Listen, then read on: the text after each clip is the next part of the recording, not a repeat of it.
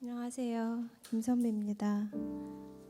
간증을 또 하게 됐습니다. 너의 하나님 여호와가 너의 가운데 계시니 그는 구원을 베푸실 전능자시라. 그가 너로 인하여 기쁨을 이기지 못하시고 잠잠히 너를 사랑하시며. 성장반에서 암송한 말씀 중에 제가 가장 감동한 구절입니다. 전지전능하신 하나님이 고작 나로 인하여 이기지 못하실 정도로 기뻐하실 수가 있나요? 그렇다면 너무 놀랍습니다. 그 사실이 믿어진다면 수많은 고통이 사라질 겁니다. 제게 성장반은 계속해서 그 의심의 답을 구한 시간이었습니다. 처음 성장반이 생긴다는 소식을 듣고 감사했습니다. 새가족반이 끝나고 갓 싹튼 믿음을 어떻게 다뤄야 할지 몰랐습니다.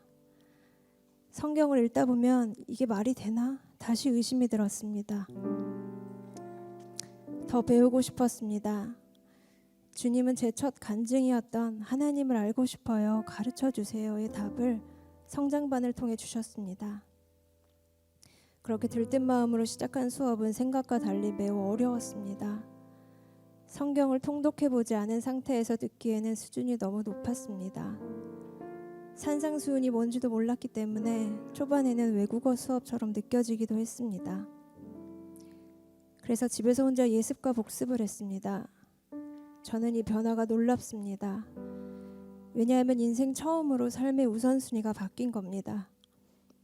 지금까지 저는 일이 늘 최우선이었습니다. 일 외의 시간은 생산적이지 않고 낭비라고 생각하고 살았습니다.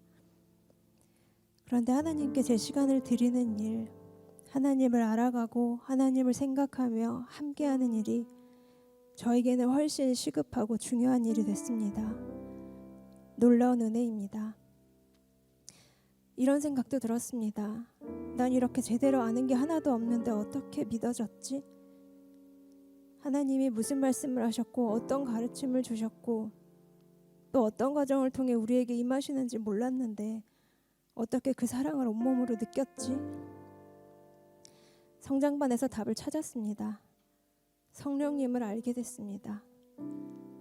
제가 새가족반에서 하나님이 나를 정말로 창조하셨고 그래서 나를 아시고 나를 사랑하신다는 걸 배웠다면 성장반에서는 성령님이 어떻게 일하시는지 그리고 성령님의 임재를 경험한 하나님의 자녀는 어떻게 살아야 하는지 그 과정과 태도를 배웠습니다.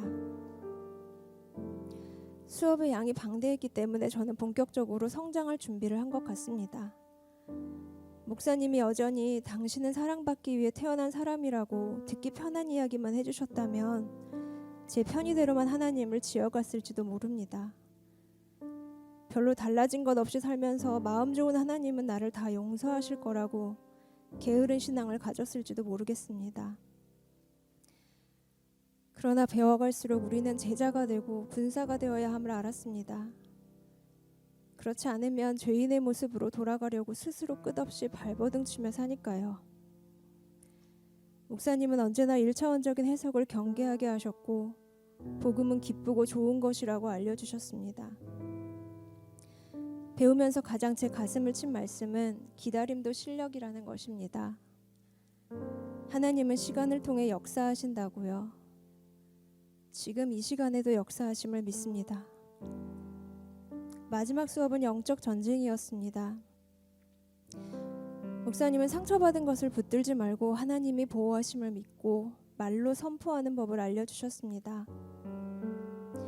분노와 원망을 붙잡으면 하나님의 사랑이 나를 통과할 수 없다고요. 그래서 요즘 화나는 일이 생기면 예전처럼 곱씹거나 화를 키우지 않고 하나님의 사랑이 나를 통과할 수 있게 기도하자 생각합니다. 일기를 수료했다는 것이 자랑스럽고 뿌듯합니다. 이 기분들은 이왕이면 성장반 전에 성경을 읽고 가시기를 권합니다. 그럼 수업을 더 잘 이해하고 체계적으로 배워가실 거라고 생각합니다. 매회 목사님의 열정으로 2시간 넘게 배우다 보면 더 빠른 속도로 말씀을 이해하고 싶어지실 거예요. 이제 끝났다는 사실이 아쉽습니다. 금요일이 허전할 것 같아요. 그 마음으로 하나님을 계속 만나고 알아가겠습니다. 이제 저는 우리가 하나님의 기쁨을 이기지 못하실 만큼 사랑받는 존재라는 것을 마음으로 느낍니다. 하나님 감사합니다.